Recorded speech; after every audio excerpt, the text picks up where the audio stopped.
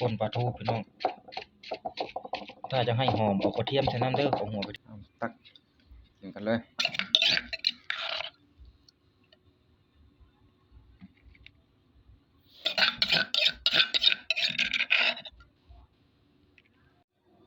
สบายดีพ่อแม่พี่น้องป้องฝ่ายทางลาวทางไทยต่างประเทศก็ตามมาเด้อข้าพเจ้ามีของดีมาฝากมาต้อนมื้อนี้นั่นคือปลาทูพี่น้องป่นปลาทูหอมอ่ะถ้าพี่น้องอยากป่นอย่าลืมเอาหัวกระเทียมใส่เด้อจี้ก่อนพี่น้องจี้หัวกระเทียมกันเลยมาเอาหลายจ่ายห้างมากินกันนะครับพี่น้อง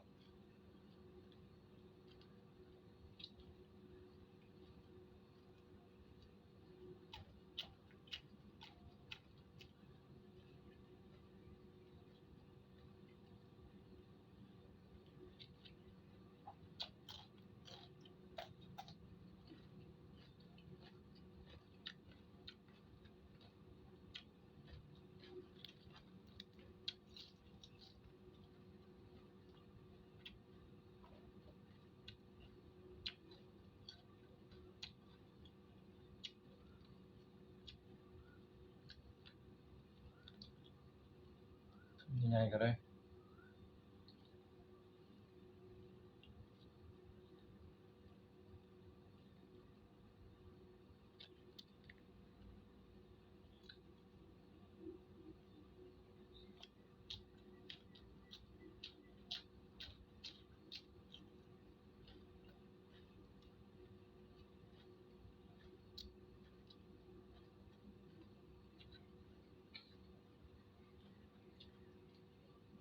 มีน้ำซอสพร้อมเลย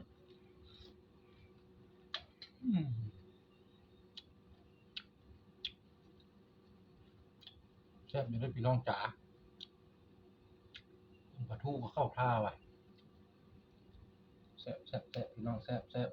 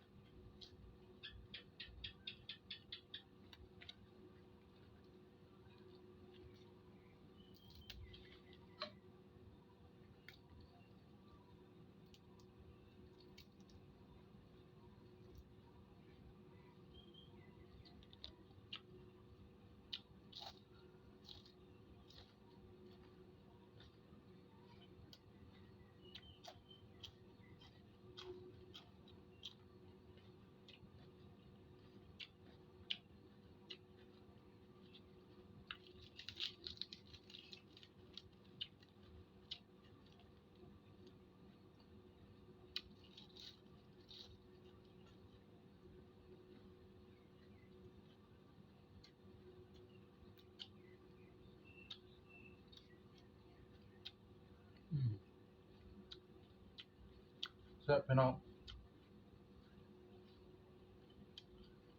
ลองฟังเล่าเห็นแล้วเยอะติดตามผมด้วยครับเด้อสบายดีพี่น้องฟังเล่า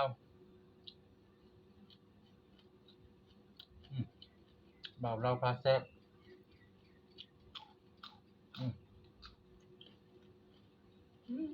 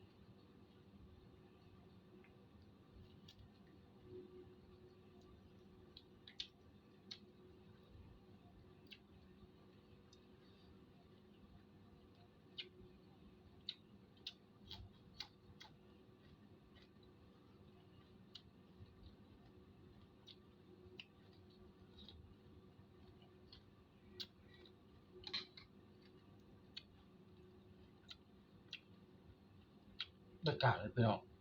อย่าลืมไปป่นกินเด้อครับเด้อปลาทูเด้ออาหารดีๆพี่น้องเอ้ยอืม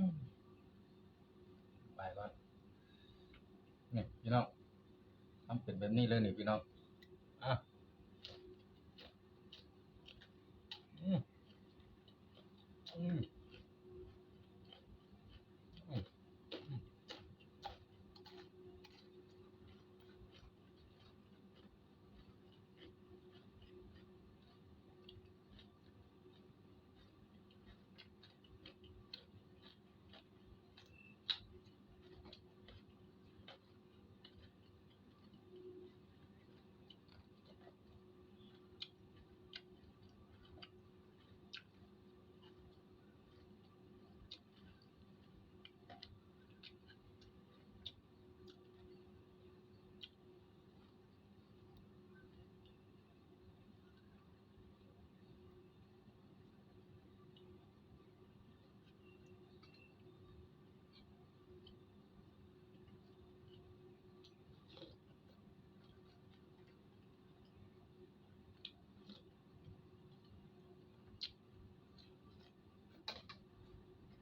อืม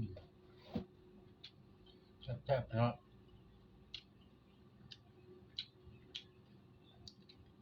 คลิปนี้เพียงเท่านี้นะครับพี่น้องคลิปหน้าเจอกันใหม่เด้ออย่าลืมกดไลค์กดแชร์กดติดตามข้าพเจ้าเด้ออย่าลืมกดไลค์กดแชร์กดติดตามผมด้วยนะครับขอบคุณครับสบายดีบ๊ายบาย